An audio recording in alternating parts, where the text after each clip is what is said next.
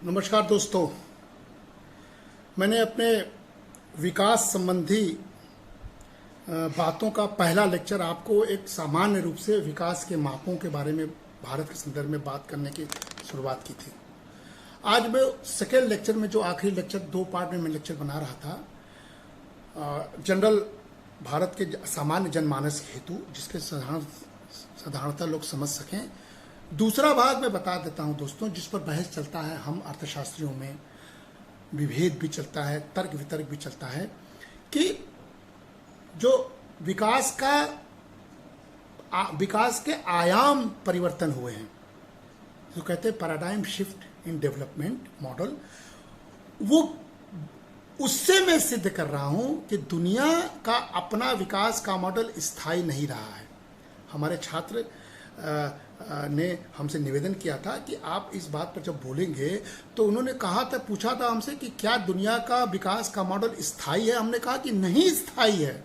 स्थायी मॉडल सिर्फ भारत ही बना सकता है, क्योंकि भारत सनातन देश है आदिकाल से। और बनारस से जो मैं आपको लेक्चर दे रहा हूं काशी से, इसको दुनिया का oldest living city of the world कहा जाता है, दुनिया के प्राचीनतम जीवित शहर। और जीवित शहर का मतलब ये, इसके सभ्यताएं जीवित हैं, इसका व्यवहार जीवित है, इसका कर्म धर्म सब जीवित है, और यहाँ अर्थव्यवस्था भी चलायमान है। और बनारस में हम लोग कहते हैं कि हमारा आर्थिक मॉडल पुरुषार्थ है, यानी हम धर्म, अर्थ, काम, मोक्ष, ये 4 सूत्रों में अपने कामों को करते हैं। यानी बनारस में केवल धर्म नहीं होता है, केवल अध्यात्म नहीं होता है, केवल हम गंगा में पूजन आदि नहीं करते, केवल बाबा विश्वनाथ का दर्शन नहीं करते, बल्कि बनारस में काम के देवता भी हैं। बनारस में मोक्ष तो मिलता ही है, लेकिन मोक्ष मृत्यु नहीं है, मोक्ष जीते जीते। यानी हम अपने जीवन काल में यौवनावस्था में खूब काम करें, खूब धन कमाएं, आनंद से रहें, अपनी अगले आने पीढ़ी को सब कुछ सौंप दें, और आनंद पूर्वक उस पीढ़ी को अपने सामने फलते फूलते देखें। ये हमारा जीवित मोक्ष का एक प्रतीक है। काशी इस पुरुषार्थ को जीता है। इसलिए दोस्तों, काशी का मॉडल सनातन होगा। लेकिन देखिए, दुनिया ने, मैं लोगों को समझा रहा हूं कि भारत के प्रति कभी भी दुराग्रह नहीं रखना चाहिए, खास करके भारतवासियों को। इसलिए दुनिया का जो नेतृत्व, जिसको हम लोग फादर ऑफ द इकोनॉमिक्स की संज्ञा देते हैं, हमारी मजबूरी होती है कि एज इकोनॉमिक्स के टीचर हम भी पढ़ाते हैं, वो एडम स्मिथ 1776 में, जिसको हम लोग फाउंडर ऑफ क्लासिकल इकोनॉमिक्स की संज्ञा बात कह देते हैं, उसने an inquiry into the nature and cause of the wealth of nation लिख के एक अर्थव्यवस्था में, अर्थशास्त्र के ब्रांच में एक प्राण फूंका था। उसको लोग फादर कह दिए, क्योंकि उसने स्वतंत्रता की बात की थी। और 1776 में भारत की दशा आप देख लीजिए, राजनीतिक सामाजिक दशा देख लीजिए। हम स्वतंत्र तो हुए 1947 में, लेकिन हमारे इकोनॉमिक्स की छाप 1776 से पढ़ना शुरू हो गया।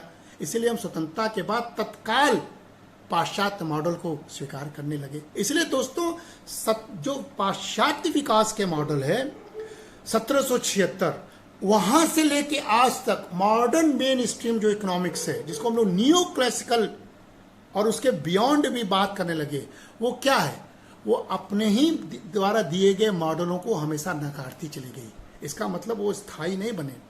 और मेन नियो जो क्लासिकल एजम्पशन आज के संदर्भ में है, वो है होमो इकोनॉमिकस, जो कि फुल्ली इन्फॉर्म्ड हो, जो कंप्लीटली रेशनल हो, जो जिसका यूटिलिटी मैक्सिमाइजेशन वाला हो, जो अधिकतम उपयोग की बात सोचता है। ये देखिए, होमो इकोनॉमिकस अभी भी मेन न्यू क्लासिकल इकोनॉमिक्स का मूल थीम है। और भारत के संदर्भ में we are not homo economicus.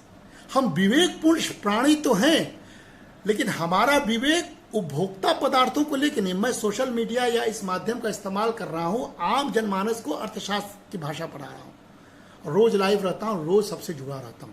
मैं इसको साधन स्वरूप लेता हूं। मेरा विवेक यहां काम कर रहा है।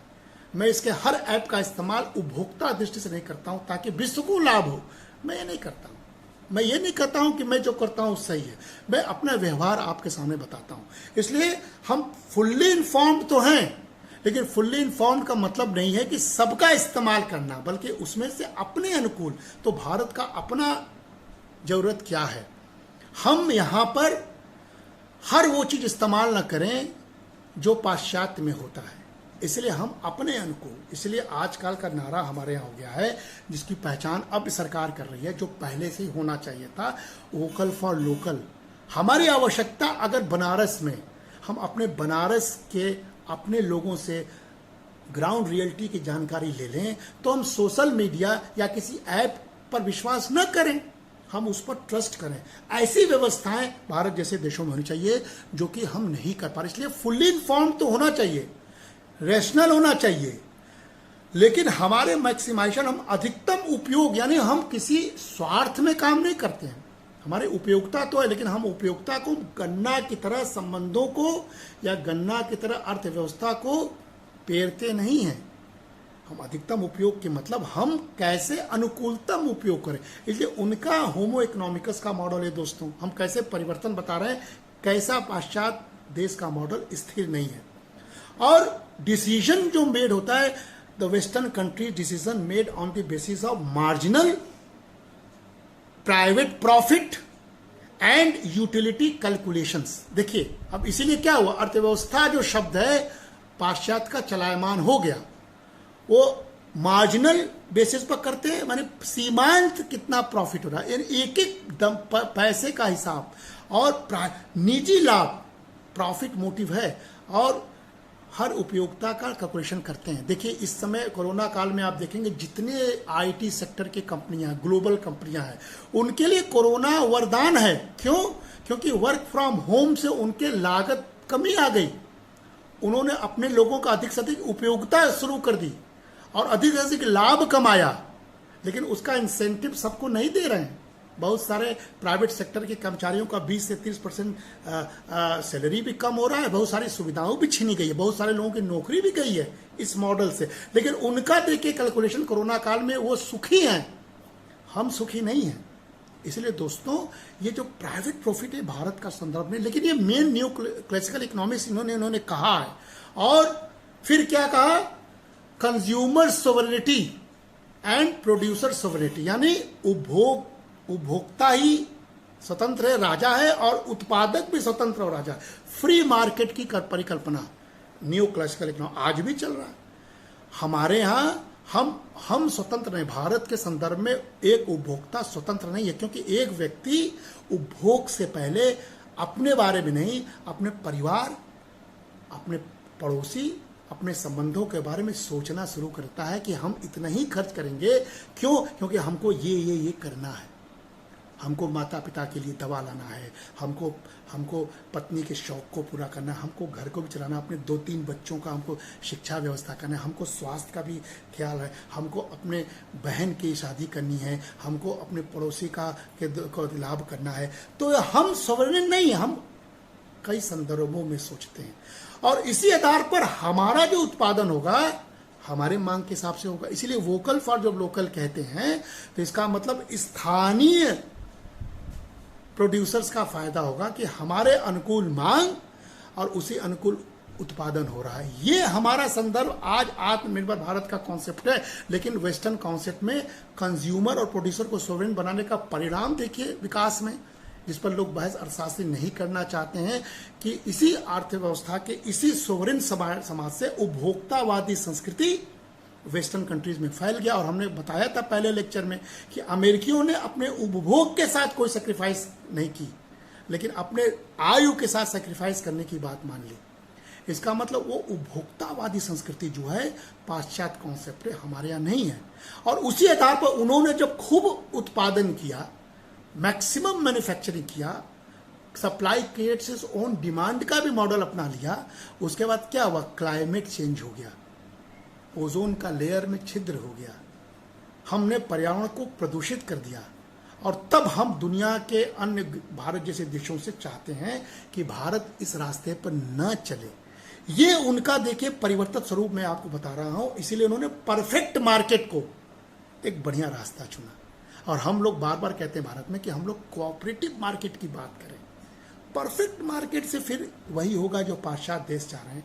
और इसके अलावा क्या हुआ इकोनॉमिक्स में, विकास के मॉडल में जो कीमतें हैं वो सप्लाई और डिमांड के सहारे तय होने लगी, प्राइसेस एडजस्टमेंट की बात होने लगी। आज कोविड वैक्सीन पर प्राइस एडजस्टमेंट की बात हो रही है, डिमांड सप्लाई के आधार पर देखा जा रहा है, उसमें प्राइवेट सेक्टर वाले कल्याण की भावना कम देख रहे हैं, डिमांड्स की वजह से प्राइस एडजस्टमेंट कर रहे हैं।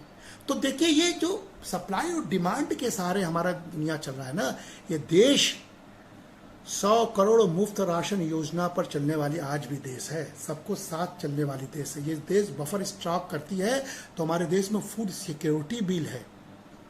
ये देश इतना बड़ा देश में कोरोना काल में अगर देश संभाल रहा है अपने भारतीयों की वजह से, तो इस देश के विकास की मॉडल की सराहना होनी चाहिए।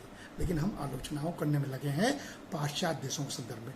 हम प्राइस एडजस्टमेंट के सहारे देश नहीं चल रहा है, देश गवर्नेंस के सहारे चल रहा है कि सब तक फ्री वैक्सीन कैसे मिल जाए, सब तक इस आपदा काल में फ्री फूड डिलीवरी कैसे हो जाए। ये दुनिया का मॉडल नहीं है, भारत का मॉडल। इसीलिए हम उस फैक्टर मार्केट्स के इक्विलिब्रियम को जो दुनिया ने हमको बताया है, हम चाहते हैं कि भारत उस फैक्टर मार्केट के सहारे उस इक्विलिब्रियम के मॉडल को अपने अनुसार परिवर्तित करें। ये मैं बता रहा हूं कि कैसे दुनिया बदली है दोस्तों। इसलिए दुनिया ने अपने डेवलपमेंट के मॉडल में दोस्तों हमेशा अपने अजम्पशन के सहारे, अपने मान्यताओं के सहारे, डिमांड सप्लाई के सहारे, परफेक्ट मार्केट के सहारे व्यक्ति को अकेला इंडिविजुअल मानते हुए इकोनॉमी को चलाया है। इसलिए स्ट्रेटेजिक इकोनॉमिक जो वेरिएबल्स हैं, जिसको हम लोग savings, investment, product factor, prices, forex rates आदि कहते हैं, ये सब नॉन इकोनॉमिक फैक्टर्स, जिसको हम लोग एटीट्यूड टू लाइफ, वर्क या अथॉरिटी या bureaucratic structures, kinship, religion, values, जो ये सब हम लोग स्ट्रेटेजिक इकोनॉमिक वेरिएबल्स और नॉन इकोनॉमिक फैक्टर्स की बात करते हैं, तो that can be equally important to increase national production, raises standard of living, promote employment opportunities. ये आपको स्थायी रूप से मानना पड़ेगा कि भारत के वेरिएबल्स को भी इक्वली इंपॉर्टेंस देकर आप दुनिया वाले मॉडल बनाना शुरू कर दें। Because dear friends, for us economics is not formal और pure science, for us this is a social science. हमारे लिए आज भी हमने साइंस का दर्जा नहीं दिया, ये सामाजिक विज्ञान है। हम समाज यानी व्यक्तियों से बना हुआ समूह, हम व्यक्तियों के हर आदत या कैरेक्टरिस्टिक्स या व्यवहार की बात भारत में जरूर करते हैं। इसलिए भारत में जन्म लेते ही व्यक्ति अर्थव्यवस्था का संचालन करता है। हमारे अर्थव्यवस्था, हमने कहा ना कि पुरुषार्थ के मॉडल में है, हम किसी मॉडल से अर्थव्यवस्था नहीं चलाते, हमारा व्यवहार है। हम कृषि प्रधान देश है, हम कृषि हमारा कर्म है, और हम उस आधार पर सदियों से, वेद काल से हम कृषि को, पशुधन को, पर्यावरण को के सहारे हम अर्थव्यवस्था का संचालन किए, और भारत एक समय सबसे रिच कंट्री था। इसीलिए सब्सटेंटिविस्ट अप्रोच हमारा है, हम सामाजिक वैज्ञानिक हैं दोस्तों। हम अपना चॉइसेस, अपना सुख स्वांतः सुखाय में खोजते हैं। हमारा कल्याण विश्व कल्याण है। हमारा ध्येय सर्वे संतुष्ट निरा सर्वे निरामया है। इसलिए ये हम गरीबी को भी अपने ही परिवेश में हम दरिद्र नारायण कह देते हैं। गांधी गरीबों की सेवा करने की बात कह देता है, और हम दुनिया के देशों को बताएं कि हमारे यहाँ का गरीबी शोध का विषय नहीं है, हमारे यहाँ का गरीबी एक सोच का विषय है। भारत गरीब क्यों बना? जिस देश में इतना अथाह लैंड हो, जहाँ के हर लोगों के पास भूमि का टुकड़ा था, कोई गरीब नहीं होता। लेकिन पाश्चात्य इन्हीं मॉडलों से हम पुश फैक्टर के सहारे आय को बढ़ाने की दृष्टि से इसी अर्बनाइजेशन और औद्योगिकरण के झांसे में आकर बहुत सारे हमारे किसान भाई मजदूर बन गए अपने भूमियों को ताक पर रख के।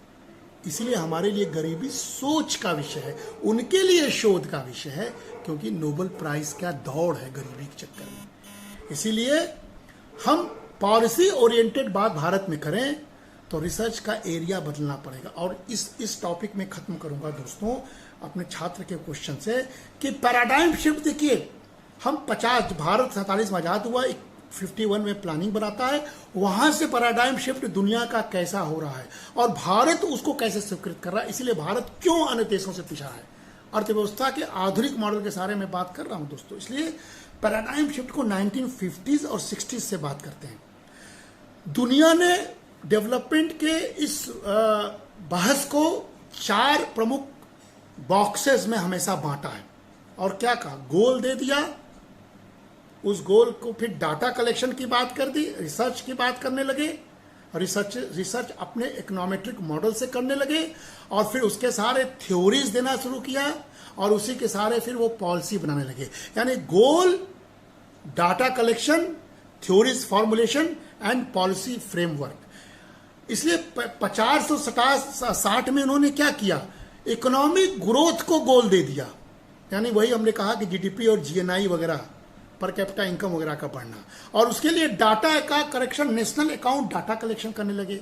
और जो थ्योरीज दी दुनिया ने, दुनिया के इकोनॉमिक्स की बात कर रहा हूं, बिग पुश दे दिया, क्रिटिकल मिनिमम एफर्ट थ्योरी दे दिया, नो फुल एम्प्लॉयमेंट नेचुरल दे दिया और स्टेट का इंटरवेंशन की बात कह दी। अब देखिए, और इसके बाद पॉलिसी क्या बनाया, capital accumulation policy, planning implemented into policy, industrialization policy, diversification policy, infrastructure investment policy।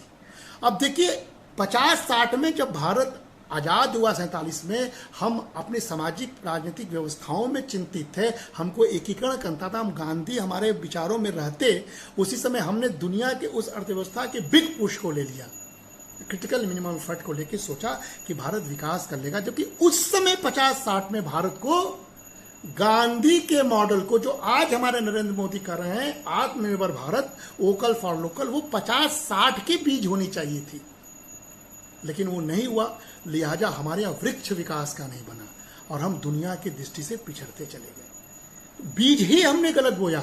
आज पोस्ट ग्लोबलाइजेशन एरा में और कोरोना के सदा में आज का प्रधानमंत्री सोच रहा है आत्मनिर्भर होकर वोकल, तो ये सही बीज है।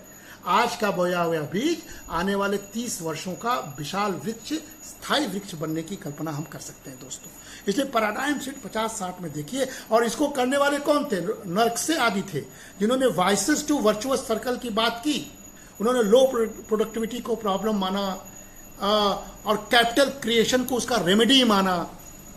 इस बात को आप समझिए। इसलिए Ragne used to say in 1953 that economic progress is not a spontaneous or automatic affairs, but for this we need big push।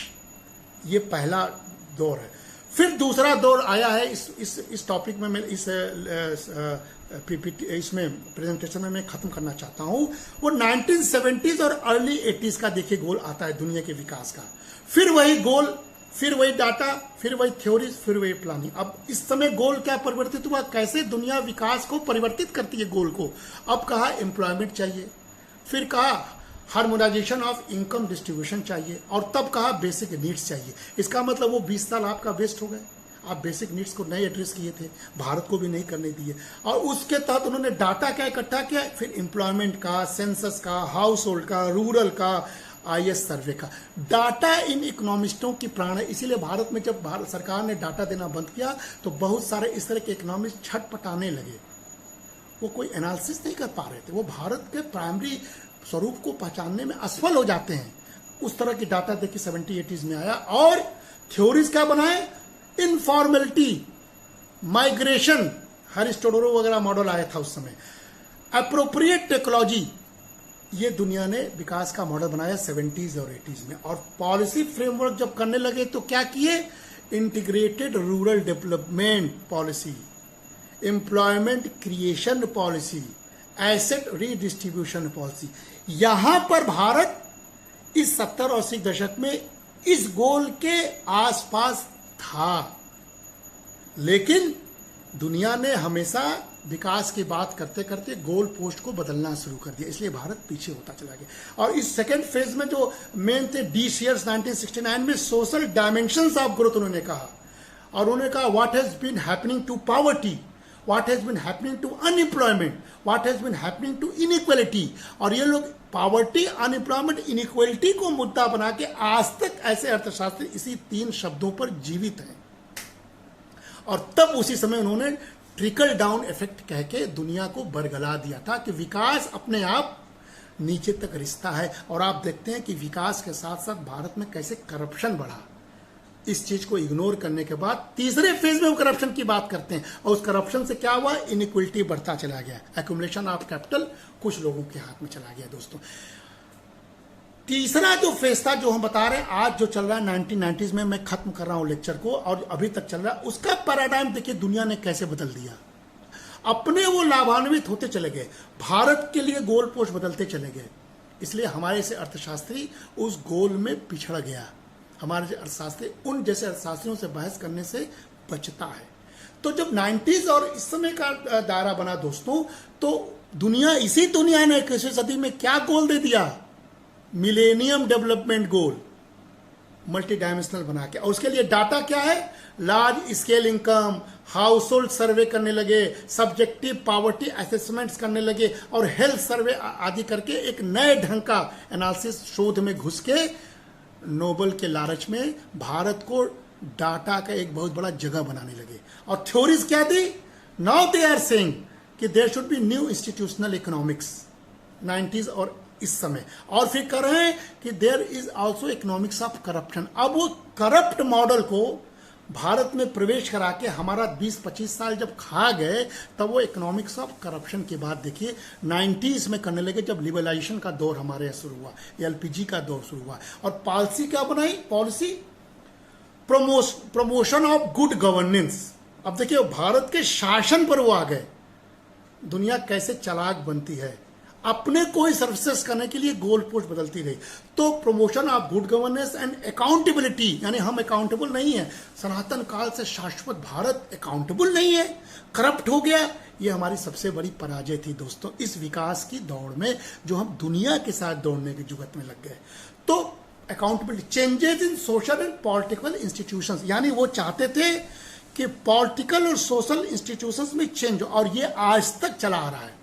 Bharat के वर्तमान राजनीति को दुनिया नहीं पसंद कर रहा है, भारत के वर्तमान गवर्नेंस को दुनिया नहीं पसंद, इसलिए जो टूल किट्स वगैरह के शब्द का इस्तेमाल हो रहा है वो सत्य है।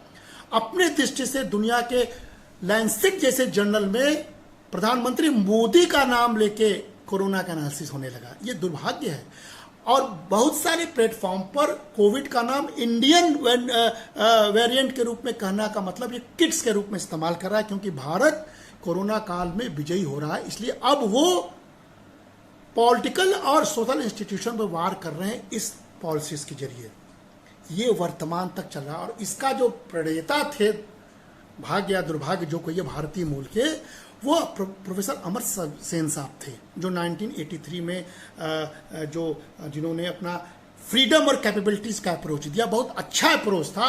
उनका कहना था कि the process of economic development has to be concern with what people can और can not do, for example whether they can live long, escape avoidable morbidity, be well nourished, be able to read and write and communicate, take part in literacy and scientific pursuit, that is sustenance, self-esteem and freedom।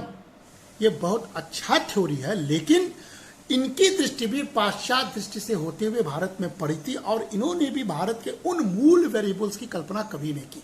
इसीलिए millennium development गोल कहता है, तो भारत का ये global goal है, eradicate extreme hunger and poverty, achieve universal primary education, promote gender equity and empowerment of women, reduce child mortality, improve maternal health, combat HIV, AIDS, malaria and other disease. अब देखिए corona नया गोल दे दिया है हमको, अब हम कोरोना से लड़ें, पुराने रोग तो भी दूर ही नहीं कर पाए। इंश्योर इन्वायरमेंटल सस्टेनेबिलिटी, जिसको दुनिया ने प्रोड्यूस किया, हमको कह रहा है कि आपका भी गोल है। और डेवलप ए ग्लोबल पार्टनरशिप, जब ग्लोबल पार्टनरशिप की बात हम करते हैं तो वो पेटेंट की बात करते हैं, तो कहां विकास को स्थायी माने। इसलिए दोस्तों चलते चलते ये जो अप्रोचेस हैं दुनिया में, ये बदलते रहे हैं। कभी वो top down versus bottom down का बहस चलाता है, कभी वो इंफ्रास्ट्रक्चर वर्सेस ह्यूमन कैपेसिटी की बहस चलाता है, कभी वो प्रॉब्लम सॉल्विंग वर्सेस